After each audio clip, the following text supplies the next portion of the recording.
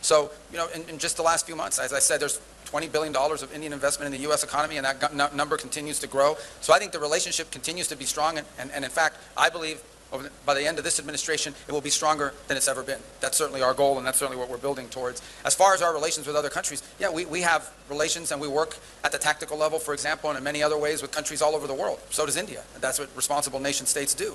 But I don't view our relation with any country in the world as coming at the expense of our strategic alliance with India for the reasons I've outlined here already earlier today. On the question of the war and the look, that was a long question and said a lot of things I don't agree with, and I'm not going to speak to military tactics simply because that's not my department. I will say this to you.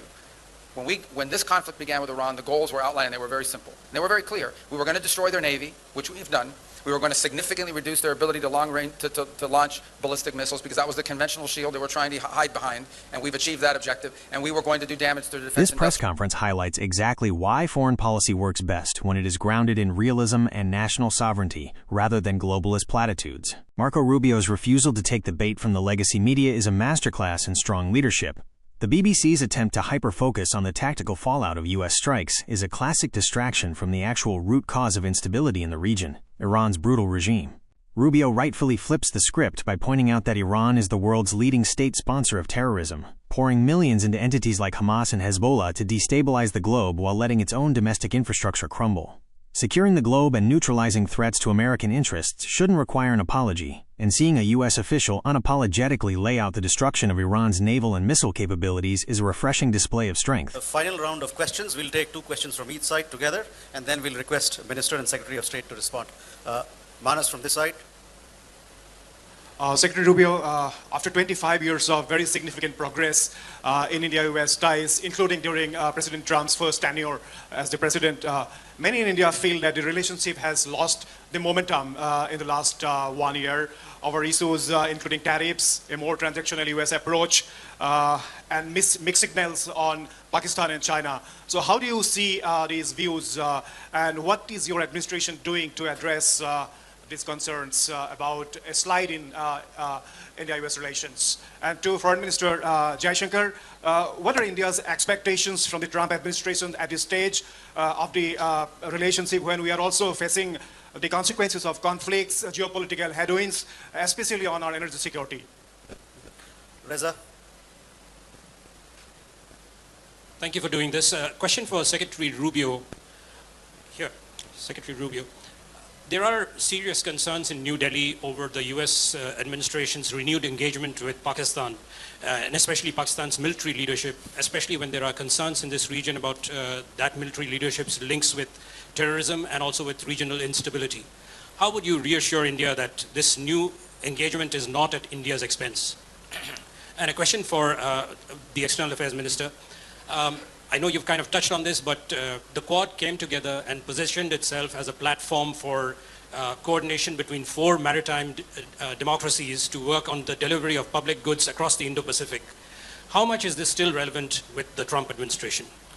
We go to the other side. Tom from BBC. Thank you very much. Tom Bateman from the BBC. Mr. Secretary, there's a lot of attention at the moment on how to end this war, but there is continued scrutiny on the way it began. Now, it was information about the whereabouts of the Supreme Leader that led to these unprecedented strikes of unprecedented scale. That was a Saturday in Iran in the morning when millions of children were at school. Now, Admiral Cooper said last week, confirmed the timeline of the investigation into the Minab school strike. There is media analysis that 22 schools at least were damaged either that day or in the following weeks. What do you say to those who will accuse the administration of unleashing a reckless action because of when this war was begun? And Mr. External Affairs Minister, given how hard the energy crisis is currently hitting your country, did you discuss with your American counterparts further sanctions waivers, particularly on Russian oil and other oil purchases? Thank you. Mr. Eric. Thank you. Secretary Rubio, I'd like to ask you, there's been a lot of celebration of the role of the US as the world's oldest democracy and of India as the world's largest democracy. As part of this discussion of democracy, what is your view on the continued discussion in the US as to who won the 2020 US election and those who continue to question the result that was certified by Congress? Is that appropriate? And Is it appropriate for, or should all sides in democracies accept the results of elections? And Minister Jaishankar, if you could talk about specifically on the issue of energy purchases, Secretary Rubio has referred to the U.S. desire to sell more energy to India. Has India made any concrete commitments regarding purchase of U.S. energy as an additional source, or as India pursues increased diversification? Thank you. So we can take these questions. Okay. You want to start with me? I think I wrote them down. So, all right. On the U.S.-India relationship has not lost any momentum. I understand why some people might say that. I mean, I don't understand, but I understand some people say that, but I don't see it or view that in any way, shape, or form. The reality of it is you have a new administration that came in. This is not about India. This is about the United States in terms of trade. Okay, this was not geared. The president did not say, let's figure out a way to create, friction with India over trade. The president came in and said, we have a trade situation involving the U.S. economy that doesn't work moving forward. There's a huge imbalance that's built up and it needs to be addressed. And he pursued it from a global perspective. And so I can tell you as Secretary of State, there virtually is no country in the world that I could travel to that isn't going to raise the issue of trade, because we did this from a global perspective. The president approached it and said, we have to rebalance U.S. trade. And one of the reasons why is, again, this is not about India. I'm not speaking about India. I'm speaking more globally. The United States was being deindustrialized. Okay? We pursued trade policies that left us in a place where all of the means of production had been outsourced in such a way that left us vulnerable. That had to change, and it cost us jobs. It created huge displacement in our country. And that needed to be corrected. There needed to be a rebalancing of how we approach global trade, whether, not just with India, with the European Union, with countries all over the world. And obviously, now the difference is India is a massive economy. This is a big economy. We're your leading trade partner. We do a lot of trade with India. And so obviously, there's a big difference between, rebalancing trade with a country of this size and magnitude, with the size and productive means of your economy, versus a smaller country that maybe all they provide is agriculture, as an example. So I think it's just gotten caught up in that. The good news is that through this rebalancing, we are ultimately seek and believe we will arrive at trade arrangements around the world that are good for the United States, but also good for our trade partners. And one of those we hope will be India. In fact, we are on the verge of making that happen. We are hopeful that our trade representative can visit here very soon. We had an Indian delegation in the United States, I believe last week or the week before. We've made tremendous progress, and I think we're going to wind up with a trade agreement between the United States and India that's going to be enduring, and it's going to be beneficial to both sides and sustainable in a way that addresses this national interest that we had. Beyond that, I would say that we continue to cooperate on a number of fields. As an example, when we came out with a Pax Silica proposal from the State Department, one of the first countries that joined was India. When we had our ministerial on critical minerals, the foreign minister was there, one of our key partners in that regard. It goes and speaks back to the strategic value of our partnership. This is an area of strategic concern for both sides, and we are partnering with it on it. And it's an example of what we wanted to continue to build on. So, in just the last few months, as I said, there's $20 billion of Indian investment in the U.S. economy, and that number continues to grow. So I think the relationship continues to be strong, and in fact, I believe by the end of this administration, it will be stronger than it's ever been. That's certainly our goal, and that's certainly what we're building towards. As far as our relations with other countries, yeah, we have relations, and we work at the tactical level, for example, and in many other ways with countries all over the world. So does India. That's what responsible nation states do. But I don't view our relation with any country in the world as coming at the expense of our strategic alliance with India, for the reasons I've outlined here already earlier today.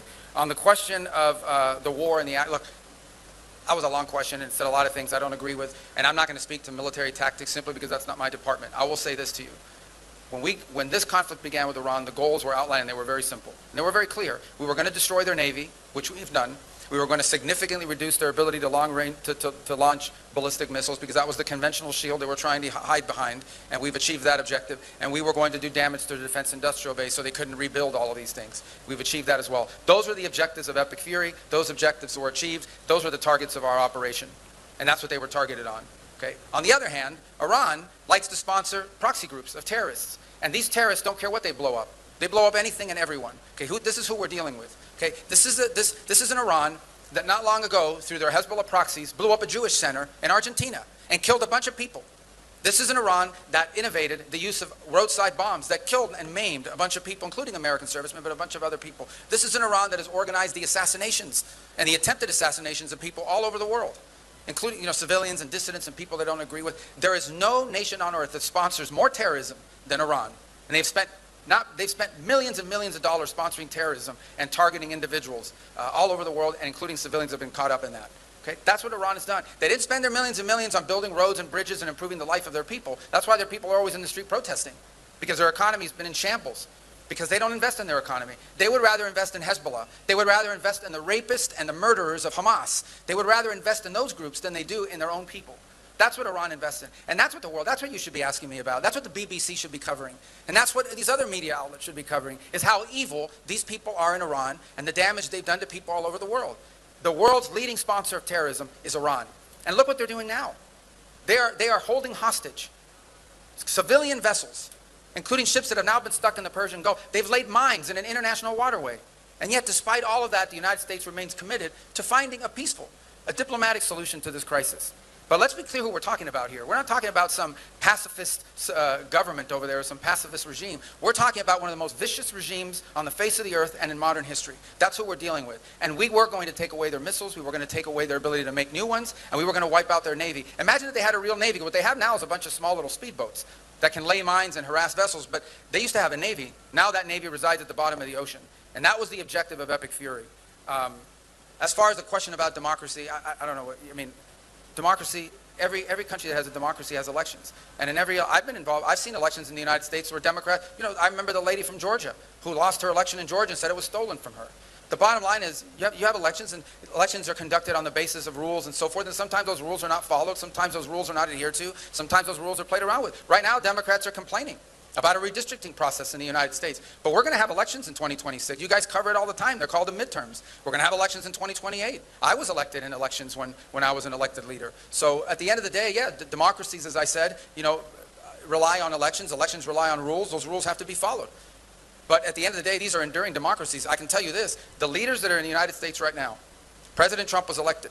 He was elected with an overwhelming majority in the Electoral College. He was elected by winning the 7, not 5, but the 7 key swing states. He was elected in 2024 to carry out a mandate, and he responds to the American people as a result of it. And our leaders in Congress are the same. They have to answer to their voters. And that's the key.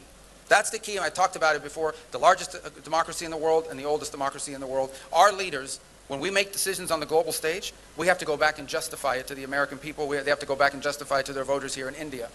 We are responsible and accountable to the people, and they always say the same thing. They want to know why what you are doing on the global stage is good for the people of your country. And that's why I think it's important that there be strategic alliances with the largest democracy in the world and the oldest democracy in the world, because we are two countries that have to make decisions that are in the national interest because our voters demand it, but also that are in our mutual interest. And what we are looking at in this press conference is a definitive blueprint for how foreign policy ought to be conducted, rooted in raw political realism, unwavering national sovereignty, and the timeless doctrine of peace through strength. It stands as a total rejection of the weak, apologetic, globalist consensus that has hamstrung Western foreign policy for decades. First and foremost, look at how Marco Rubio handles the media. The BBC reporter steps up to try and pull a classic legacy media stunt, shifting the blame entirely onto American shoulders, weaponizing collateral damage talking points, and trying to make the United States look reckless for striking back against a hostile regime. It's the standard mainstream media playbook: minimize the atrocities of rogue actors and hyper-focus on policing the defensive reactions of Western democracies. Rubio completely refuses to take the bait. He doesn't offer a hollow apology, and he doesn't mince words. He flips the script entirely and states the plain, unvarnished truth. Iran is the world's leading state sponsor of terrorism, period. From a conservative viewpoint, Rubio is entirely justified in exposing the sheer rot of the Iranian regime. For years, Washington elites played nice with Tehran, sending planes of cash and entering weak nuclear deals while Iran funneled millions into Hamas, Hezbollah, and roadside bombs designed to maim American service members. Rubio correctly points out that while the Iranian people are starving and protesting in the streets, the regime is investing in rapists, murderers, and maritime piracy in international waterways. The United States military set out with a clear, decisive objective: dismantle Iran's conventional shield, take out their ballistic missile capabilities, and put their navy at the bottom of the ocean. Rubio's refusal to apologize for projecting overwhelming American power is exactly the kind of backbone conservatives want to see from leadership. If the media actually possessed a shred of moral clarity, they would be reporting on the monstrous actions of the Iranian regime rather than nitpicking the tactical timelines of a precision strike that made the world safer. Beyond the military theater, this press conference is a massive victory for the America First trade doctrine. For decades, globalist politicians on both sides of the aisle sold out the American worker. They signed massive, multilateral trade agreements that allowed foreign nations to flood our markets while hollowed-out towns across the American Rust Belt saw their factories close and their livelihoods outsourced. Rubio stands up there and makes no apologies for the Trump administration's aggressive tariff and trade policies. He clearly states that the era of sacrificing American industry on the altar of globalist pleasantries is over. Rebalancing trade isn't an act of hostility toward allies like India. It is the fundamental, constitutional duty of the United States government to protect its own people, secure its supply chains, and revitalize its domestic manufacturing base. What makes this interaction so incredibly compelling from a right-wing perspective is the response from Indian Foreign Minister S. Jaishankar. Instead of whining about American tariffs or pleading for globalist handouts, Jaishankar responds with absolute refreshing clarity. America has an America First policy, and India has an India First policy. This is the ultimate vindication of conservative political realism. Lasting, powerful international alliances are not built on elite globalist forums, virtue signaling, or sovereign nations sacrificing their own citizens for the greater global good. They are built when independent, strong, sovereign democracies look each other in the eye, recognize their respective national interests, and find areas of mutual harmony, whether that means securing the Indo-Pacific through the Quad, purchasing American energy to bypass hostile actors, or stopping the spread of radical Islamic terrorism. This press conference proves that when you respect national sovereignty and negotiate from a position of absolute strength, you don't break alliances. You make them far more enduring,